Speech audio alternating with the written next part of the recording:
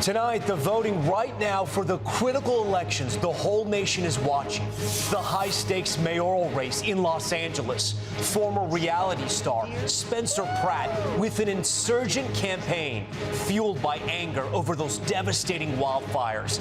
And will a Republican dominate in the race for governor in that deep blue state? Breaking news, a school bus crashing directly into a building, almost the entire bus through the wall. Students rushed to the hospital. Mid-air scare, a man allegedly attempting to open the plane door and enter the cockpit. The passengers jumping in to restrain him. This just in, divers back in the water in the Bahamas in the search for missing American Lynette Hooker. New video of a U.S. strike on an oil tanker breaking the blockade near Iran. Will it impact those peace talks?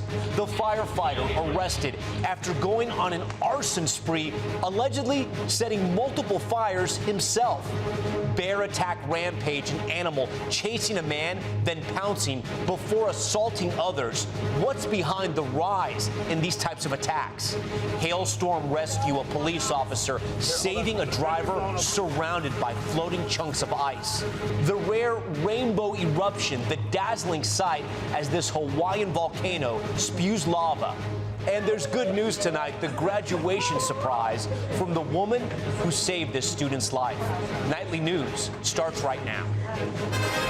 This is NBC Nightly News with Tom Yamas. And good evening. It's great to be with you tonight. We want to begin with one of the nation's most talked about and hotly contested primaries finally coming to a head tonight. In California, where Republicans could be in for a big night, surprisingly, of all places, in the deep blue city of Los Angeles.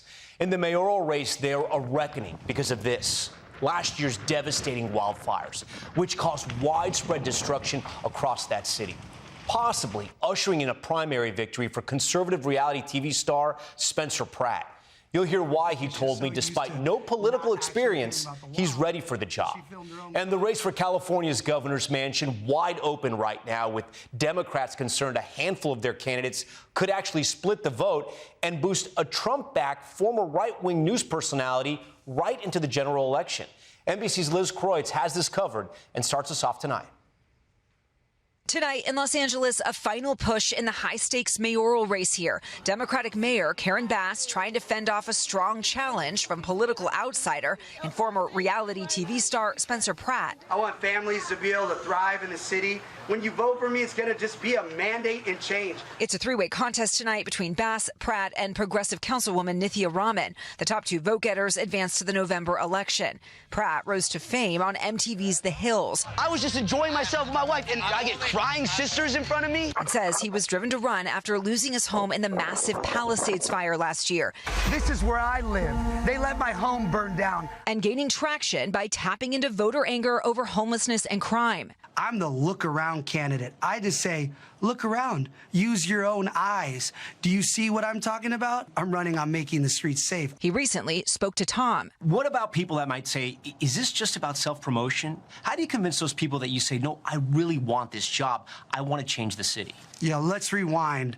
Everything I've ever worked for burned in my house. I started this to expose the corruption and the negligence of our city leaders. We spoke to Bass late today. Mayor, Spencer Pratt says that his whole campaign is about looking around and seeing what's happening under your leadership as mayor. How do you respond to that? Well, let me just tell you that what we are going to focus on doing is continuing to get people off the street. The first time, 2 years in a row, we've had a decline in street homelessness. We're not going to get distracted by a TV reality show villain. But in devastated Pacific Palisades, many voters demanding change. We first met Harach Andonian days after his home burned to rubble. He's backing Pratt. We had Arnold Schwarzenegger, actor, Ronald Reagan, actor. These people didn't have any experience, but they had the common sense, so why not give them a chance? But in other parts of this blue city, signs it will be a tight race. Who are you voting for mayor? For mayor, I'm gonna give Bass another go. And Liz, tonight there are two dynamic elections happening right there in California. Also a key primary race for governor there.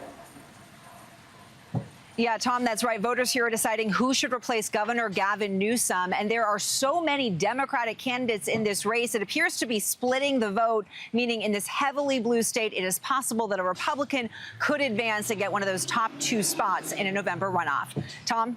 Liz Kreutz from the campaign trail in Los Angeles. We do want to get to some breaking news that's coming in now out of Minnesota. Dramatic video showing a school bus with children on board immediately after it crashed right into a building. Maggie Vespa has this story. Tonight in Minnesota, chilling new video of this school bus crashed into the side of a university building in St. Paul. You can see the building's windows smashed, school supplies littered across the bus's hood. Police responding to the scene found close to a dozen kids on board. We have a school bus into a building. Security's on site. Authorities say 3 kids went to the hospital along with the driver, all with minor injuries. Here you see crews with a tow truck pulling the mangled bus out of the Raman Science Center at Hamline University, a private liberal arts college. Police say thankfully no one inside the building was injured. Later, you can see the bus's front end crushed. The crash happened around 2 p.m. today, and investigators say the cause is unclear, adding no other cars were involved when the unnamed driver went off the road. On the side of the bus, PTB Services. NBC News has attempted to contact the company. So far, no response. Maggie Vespa, NBC News. We also want to show you tonight some dramatic new video of passengers restraining a man mid-flight after authorities say he tried to open the cabin door and choke an off-duty flight attendant. Here's Tom Costello with that video. It happened on a Frontier flight from San Juan, Puerto Rico to Chicago. Broke out once. Video shows passengers restraining a 51-year-old man who the arresting officer says tried to choke an off-duty flight attendant, enter the cockpit, and tried opening an exit door while in flight. Chill out, bro. One of the passengers holding down the suspect told local reporters he's a former martial arts fighter. I got him. Video shows him pinning the suspect to his seat. Frontier Airlines tells NBC News the flight was diverted to Miami. Law enforcement boarded the aircraft in Miami and removed the passenger. Just the most recent case of a passenger becoming disruptive in flight. They were able to finally get control of him after multiple attempts to try to breach the cockpit. On Saturday, a passenger allegedly tried breaking into another cockpit. Get me to the gate. I want off, or I'll take myself off. Okay. In April, a passenger attempted to open the main aircraft door, upset that his flight was delayed by weather. So far this year, the FAA reports more than 640 unruly passenger incidents. Passengers who assault or interfere with a flight crew can face a fine of nearly $44,000 per violation, with multiple violations per incident. Actually opening an exit door in flight is virtually impossible because of the plane's cabin pressure.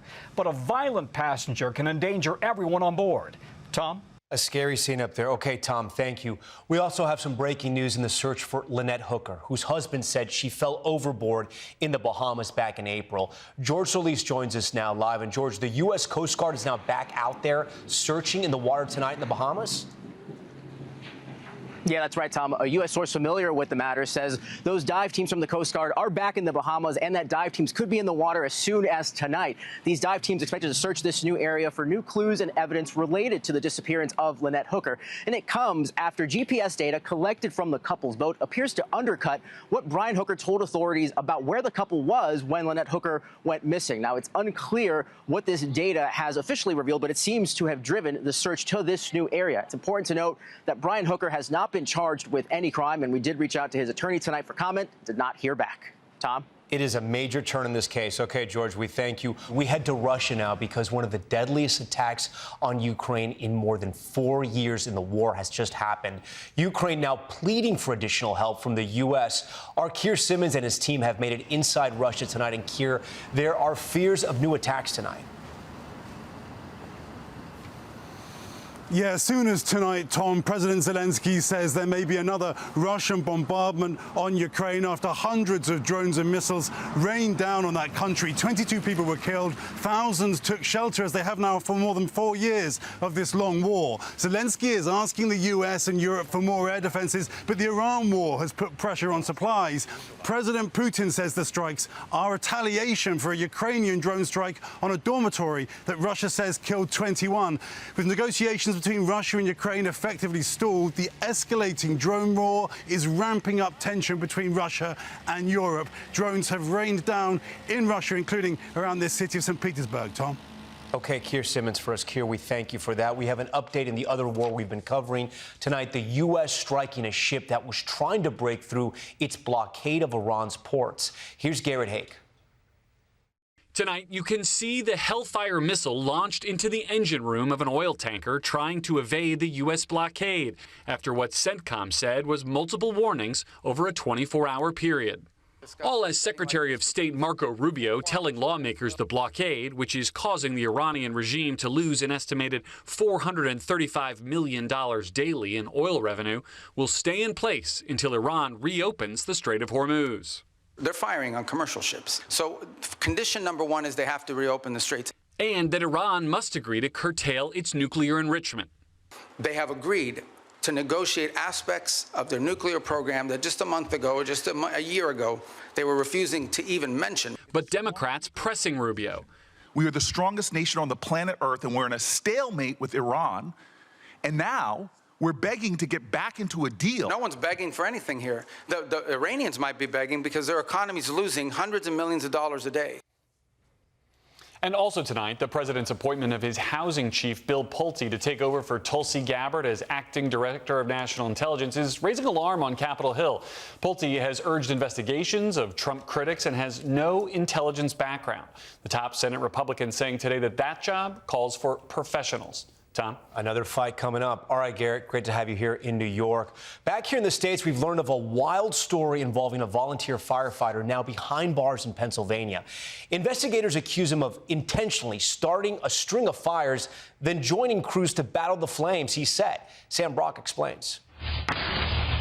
Tonight, police say the soaring flames breaking out in this Philadelphia suburb were the work of a volunteer firefighter.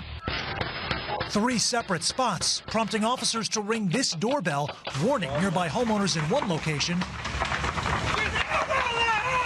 and first responders screaming for families to evacuate in another.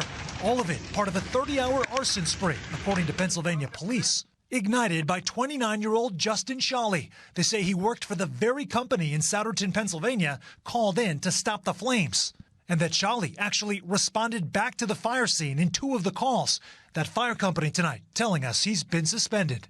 According to a police affidavit, Shawley admitted to setting fire to wood logs at one location, then moving to a detached garage barn a few miles away. The flames raging feet away from 2 homes with 10 people inside. Police say Shawley believed an employer who fired him in 2025 lived in close proximity to that location.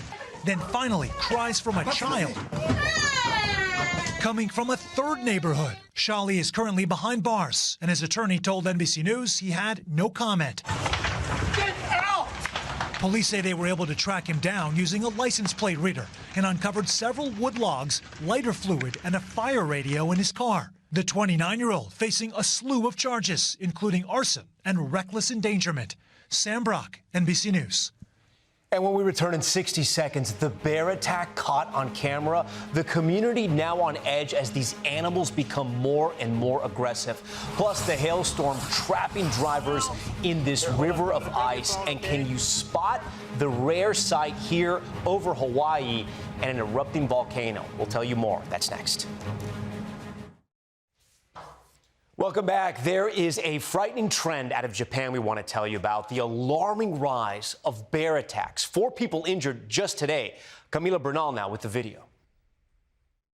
A dangerous bear attack caught on video. On the right side of your screen, you can see the bear chasing a man in circles outside a factory in Fukushima, Japan. The bear catches up and throws the young employee to the ground, an SUV appearing to scare it off. The black bear then heading inside the compound where it injured another older worker, and then reportedly 2 more people just today. It's the latest dangerous encounter in a country seeing a surge in bear attacks. According to Japan's Environment Ministry, a record 13 people were killed by bears over a 12-month period in more than 230 attacks, the highest number ever recorded.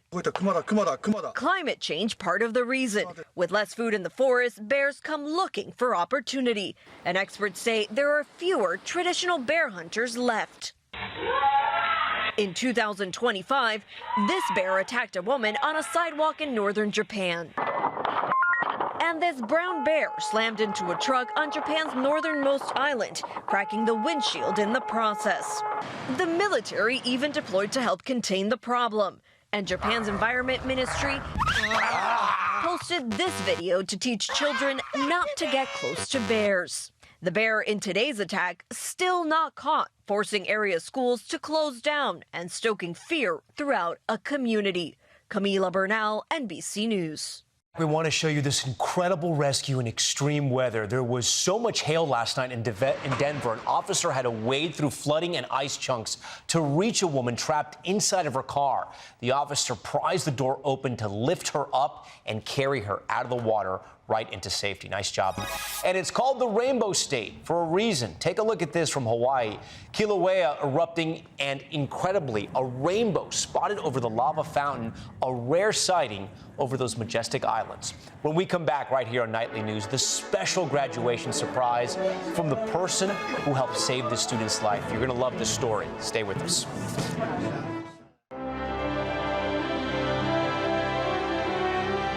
Finally, there's good news tonight for one teen who battled stage 4 cancer, and the graduation surprise from the woman who saved his life.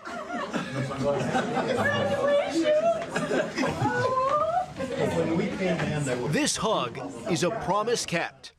Dr. Mary Austin first met Dylan Waniki when he was 14, facing down a rare and aggressive form of cancer. His odds to live were slim. But Dr. Austin knew right away that Dylan was a fighter. The two became close across years of treatments and surgeries, Dylan even calling Dr. Austin his second mom. During one particularly difficult stretch of treatment, she made Dylan a promise.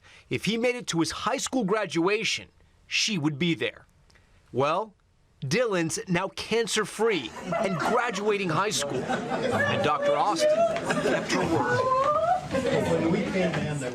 Dylan inviting the woman who helped save his life, his second mom, to celebrate. About a week before graduation, Mom told me, like, hey, you know, she's in the operating room and she's probably not gonna be able to make it. I was on call. I didn't want to disappoint him if it didn't work out. So I knew that we were going to be cutting it really close with the flights. Yeah, the fact that she was there was just crazy. And she shows how much she cares. And she kept her promise. All right, that does it for us. That's Nightly News for this Tuesday. I'm Tom Llamas. We thank you so much for watching. Tonight and always, we're here for you. Good night. We thank you for watching, and remember, stay updated on breaking news and top stories on the NBC News app or watch live on our YouTube channel.